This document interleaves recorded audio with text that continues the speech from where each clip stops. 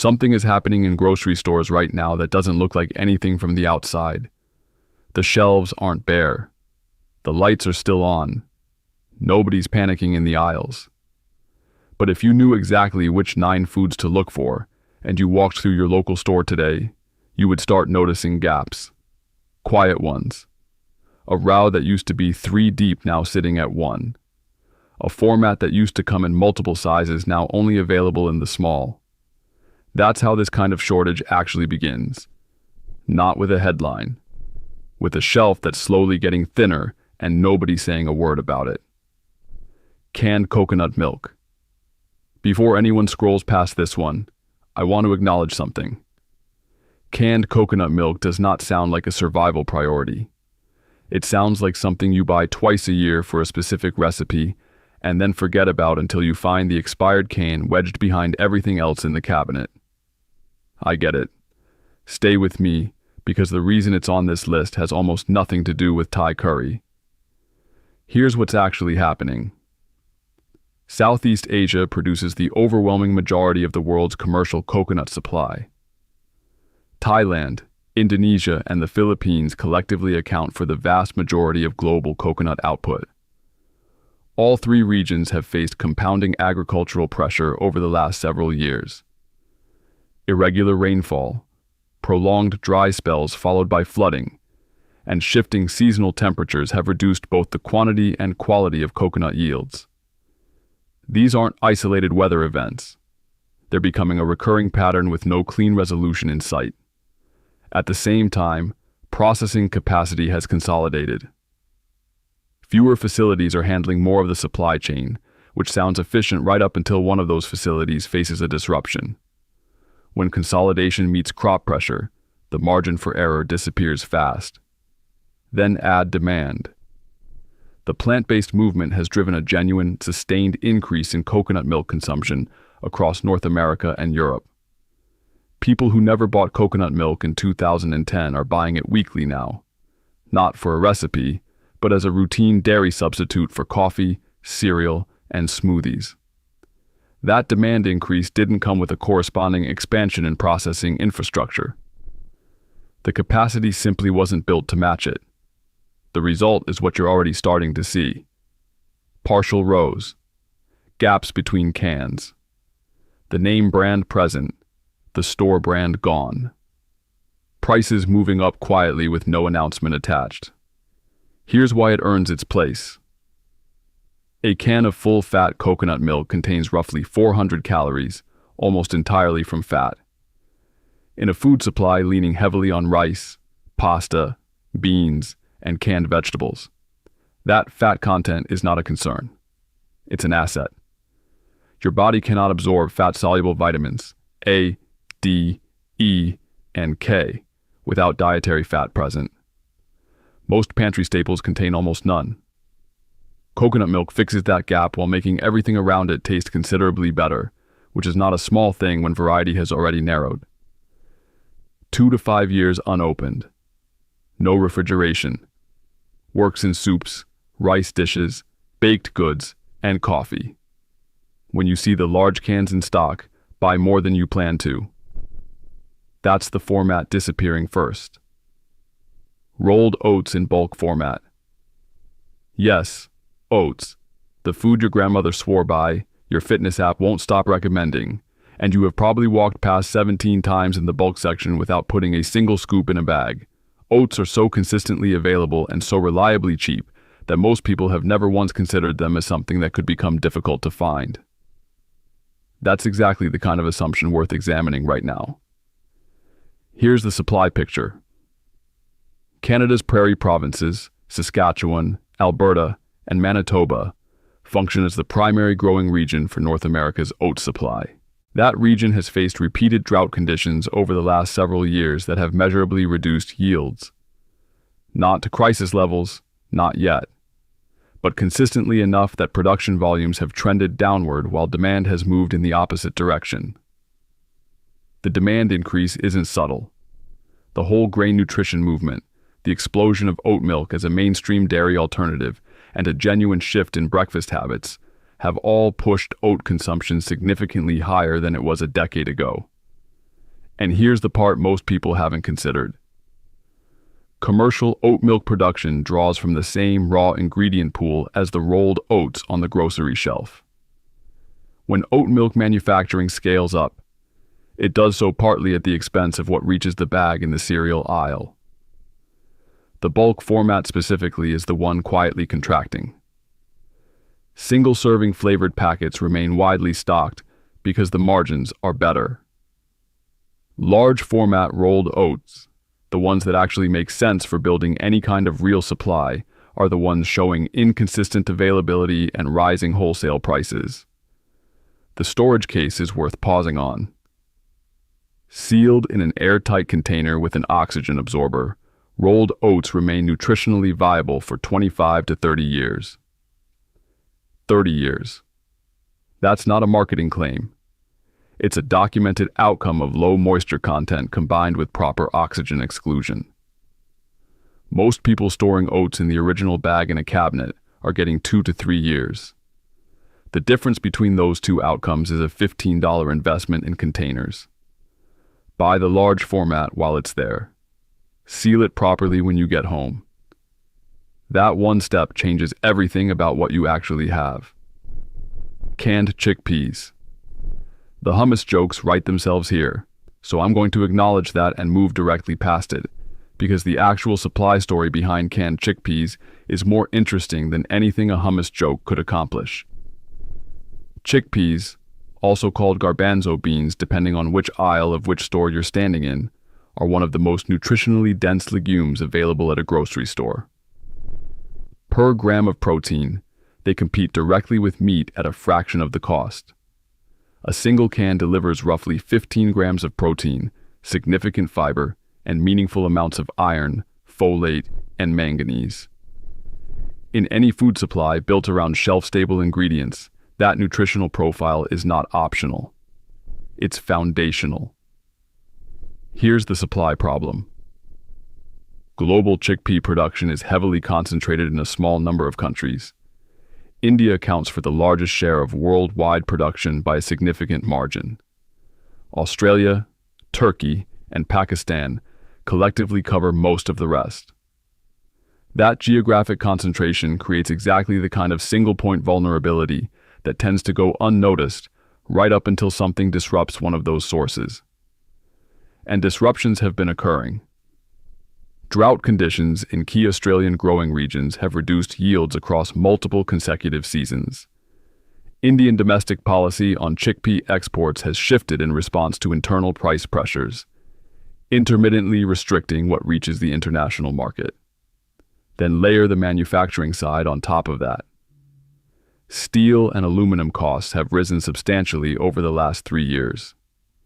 Manufacturing is not immune to those increases. For processors working on thin margins with commodity ingredients, the economic pressure either pushes prices up or reduces production runs.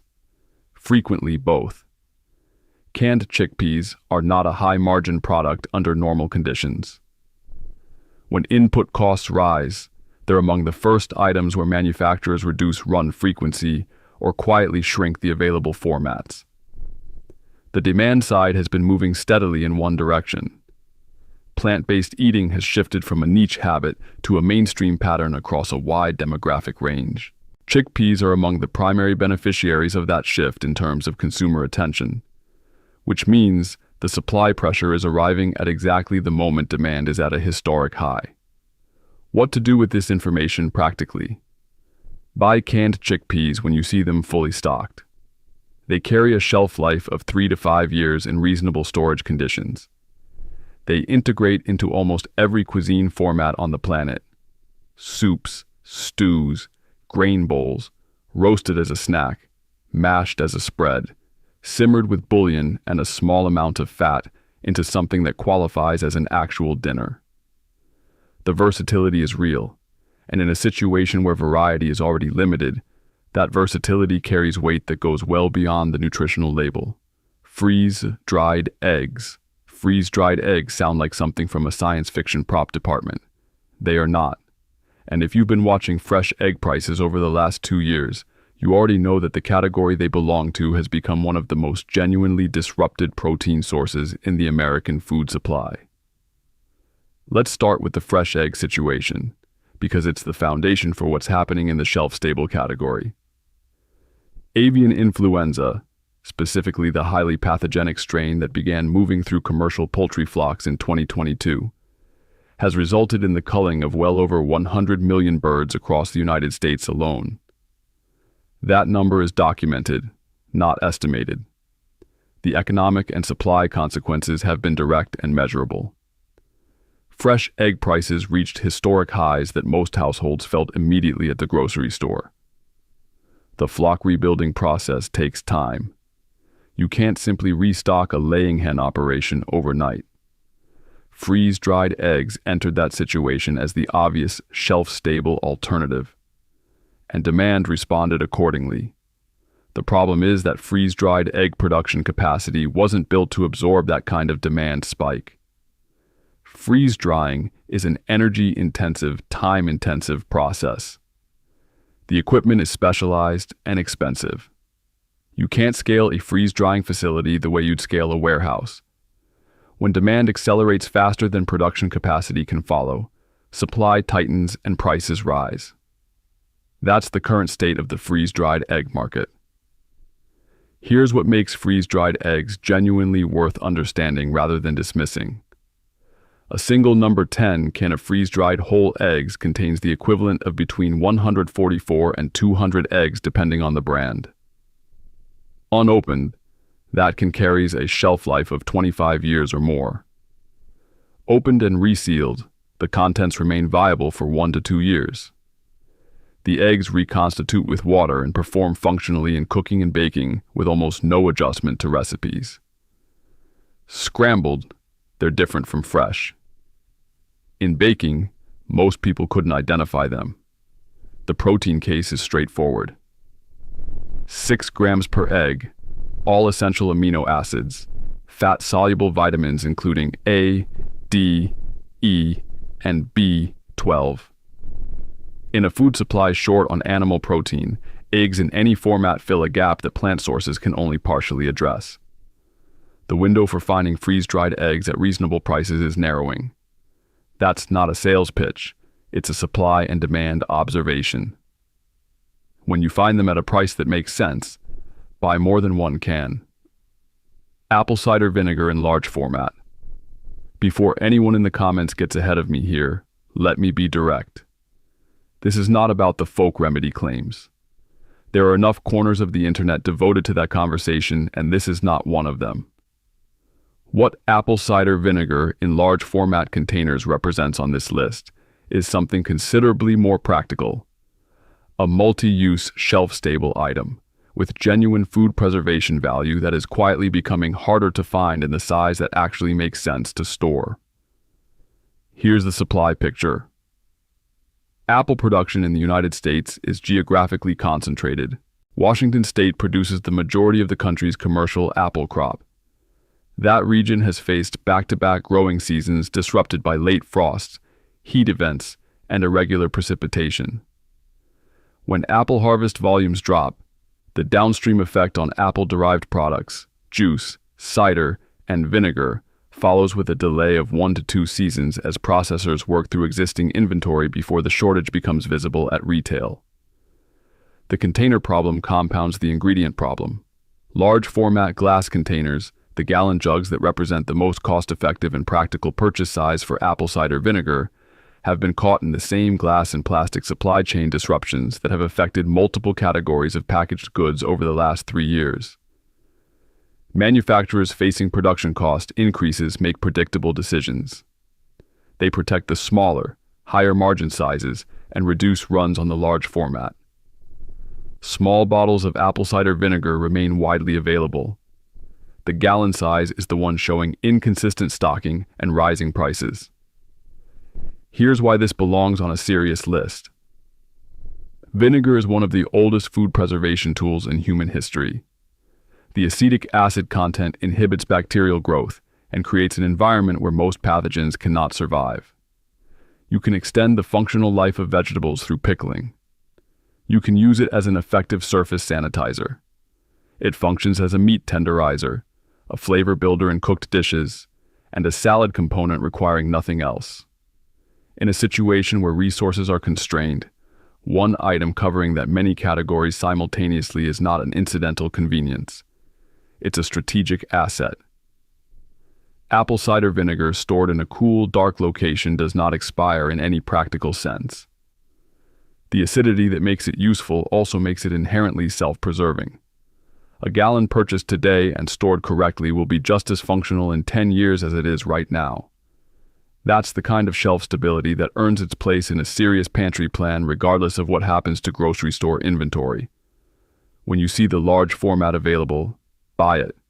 The small bottles are fine for immediate use. The gallon is what makes sense for anything beyond that. Canned tuna salad sandwich energy. That's what we're protecting here. And I say that somewhat jokingly, but only somewhat, because canned tuna occupies a specific and genuinely irreplaceable role in the shelf-stable protein landscape that becomes very clear very quickly when it's not available. Let's talk about what's actually happening. The Pacific tuna fishing industry operates under a complex framework of international quota agreements managed by bodies like the Western and Central Pacific Fisheries Commission. Over the last several years, those quota allocations have been reduced in response to documented stock pressures on several key species, particularly skipjack and the yellowfin. When quotas are cut, catch volumes fall. When catch volumes fall, the global supply of canned tuna contracts. That process is now underway, and the timeline for meaningful recovery in fish populations is not measured in months. Thailand processes a significant share of the world's canned tuna. Multiple Thai processing facilities have faced operational disruptions in recent years, tied to labor shortages, regulatory inspections, and facility upgrades required to meet evolving import standards in major consumer markets, including the United States. When processing capacity is reduced or interrupted, the ripple moves through the supply chain and eventually reaches the shelf. Then add the can manufacturing problem that has already affected multiple other items on this list. Steel costs, labor costs at manufacturing facilities, and ongoing disruptions to the tinplate supply chain have all pushed the cost of producing a can up substantially. Canned tuna is a low-margin product sold at high volume. When input costs rise, processors have limited ability to absorb those increases without either raising prices or reducing production frequency. Most have done both. Here's the nutrition case stated plainly. A single can of tuna in water delivers roughly 25 grams of protein, minimal fat, and meaningful omega-3 fatty acids. It requires zero preparation. Open the can and eat it. In any situation where your kitchen is not fully functional, that matters. It integrates into rice dishes, pasta, grain bowls, salads, and eaten directly provides complete protein in under 30 seconds of effort. The psychological dimension is worth naming too. Canned tuna is familiar. It tastes like something most people already eat by choice under normal circumstances. In a situation where monotony has already set in, familiar food carries a stabilizing effect that is well documented in research on extended food restriction. Don't underestimate that. Stock what your household will actually eat. If tuna is already part of your regular rotation, building a 6-month supply costs almost nothing incrementally and pays back immediately when prices spike or shelves run thin. Powdered whole milk.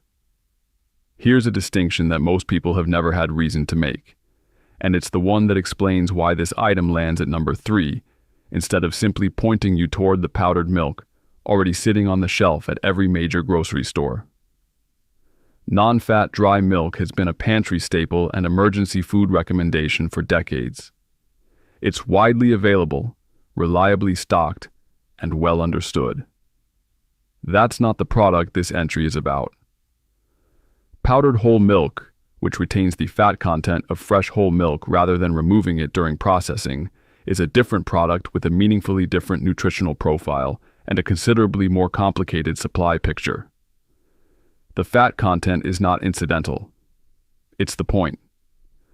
Whole powdered milk delivers fat-soluble vitamins A, D, and E in a form your body can actually absorb. It provides sustained caloric density that non-fat versions simply don't match. It reconstitutes into something closer to fresh whole milk in both taste and function, which matters considerably when you're preparing food for children, using it in coffee, or incorporating it into baking where fat content affects texture directly. In a long-term food supply built around shelf-stable ingredients, the nutritional gap between non-fat and whole powdered milk is not trivial. Here's the supply problem. Whole powdered milk represents a smaller production run category than non-fat. Dairy processors operating under capacity constraints, which a significant number are due to labor availability and rising input costs, prioritize the higher volume products. Fresh fluid milk and cheese generate more revenue and move faster. Non-fat dry milk has an established commercial market in institutional food service that keeps production lines running. Whole powdered milk sits at the edge of that priority list and is the first format to see reduced run frequency when something has to give.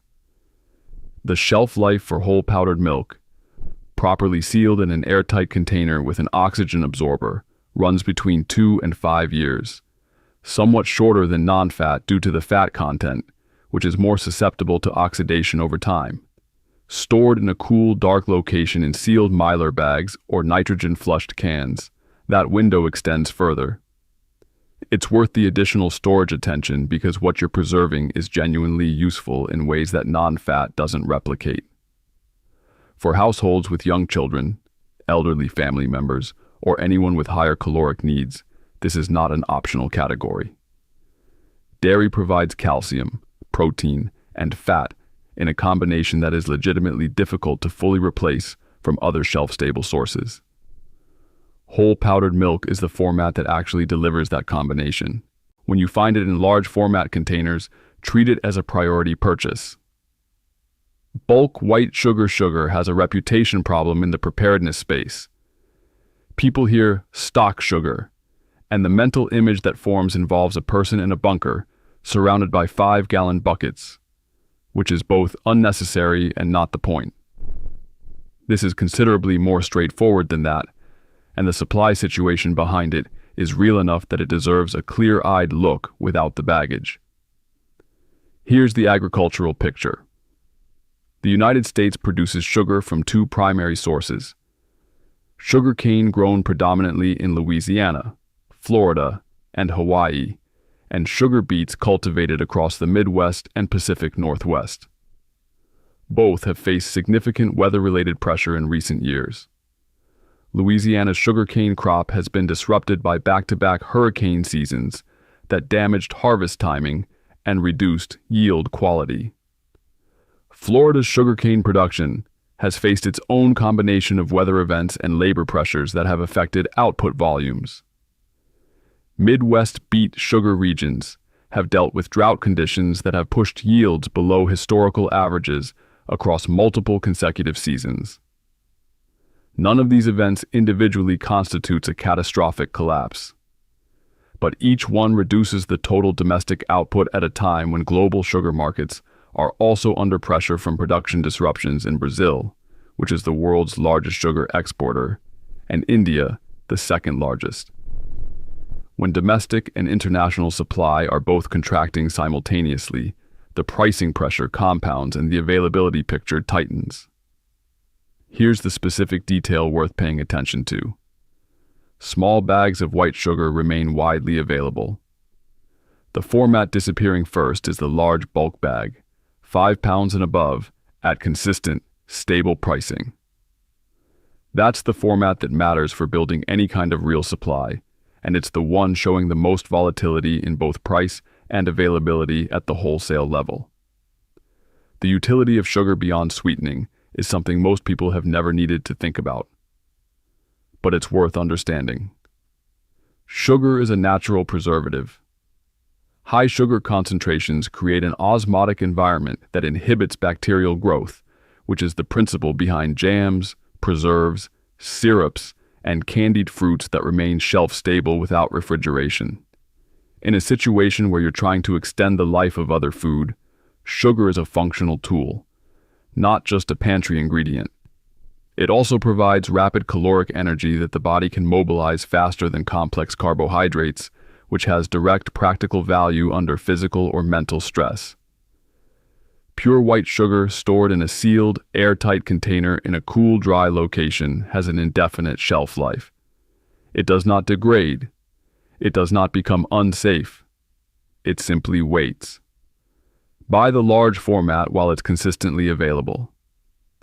The window where that's easy and inexpensive is narrowing faster than most people are tracking. Olive oil. I saved olive oil for number one not to be dramatic, but because the numbers are genuinely hard to argue with.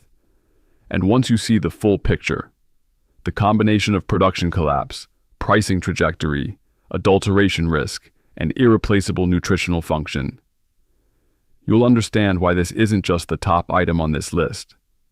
It's one of the most important individual food items to address in your pantry right now, regardless of what else you're doing. Start with what has happened to production. Spain is the world's largest producer of olive oil, accounting for roughly 40 to 45% of global supply in a normal year. The last several years have been anything but normal. Back-to-back heat events and severe drought across Andalusia and other key growing regions have produced historically catastrophic olive harvests. Italy, the second largest producer, has faced its own combination of drought, disease pressure from the Xylella fastidiosa bacterium, which has destroyed millions of olive trees in southern regions, and heat events that have damaged fruit development. Greece, the third major producer, has not escaped similar pressures. The result of those compounding failures is not a temporary blip.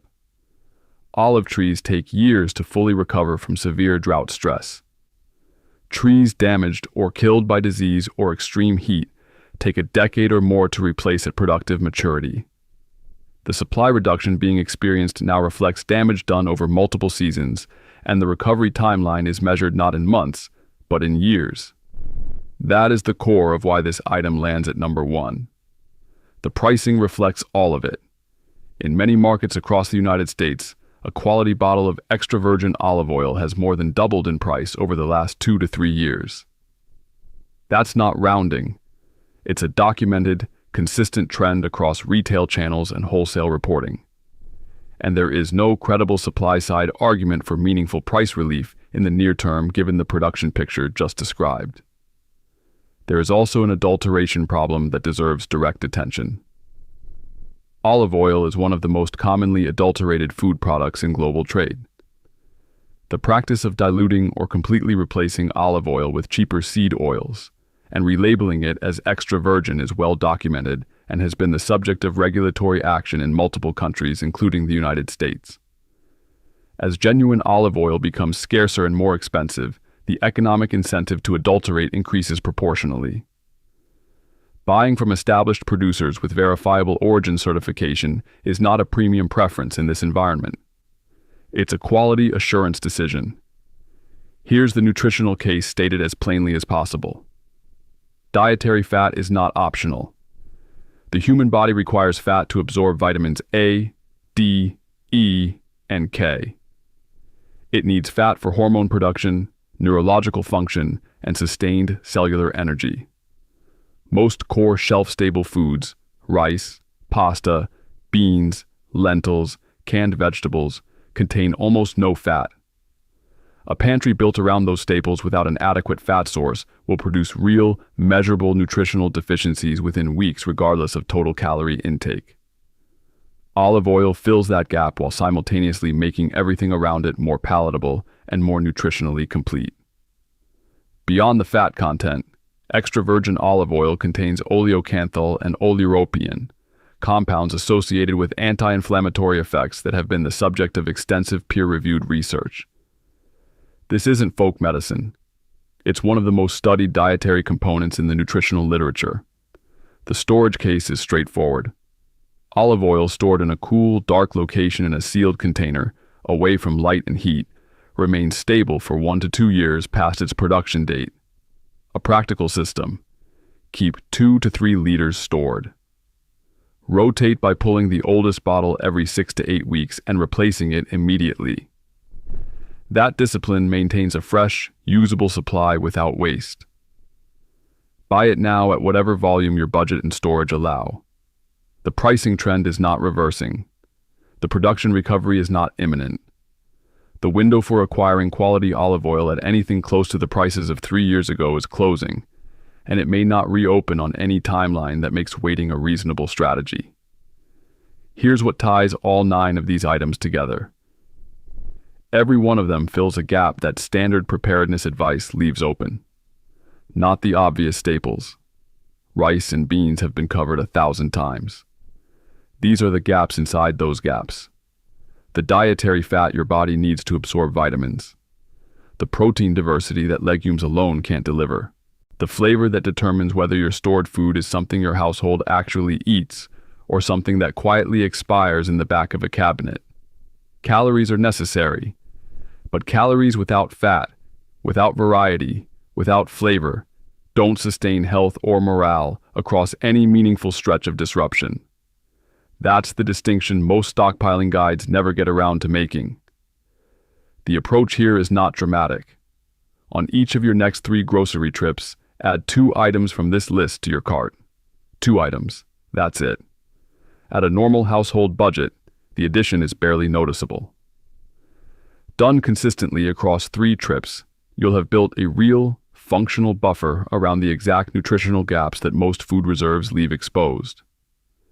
This is not about collapse. It's not about panic buying. It's about documented supply trends and the straightforward recognition that acting while it's easy costs almost nothing. Waiting until the shelf is visibly empty costs considerably more. The people in the best position 6 months from now moved when everything still looked fine. Canned coconut milk, rolled oats, chickpeas, freeze-dried eggs, apple cider vinegar, canned tuna, powdered whole milk, bulk sugar, olive oil, 9 items, 2 per trip, 3 trips. Start this week.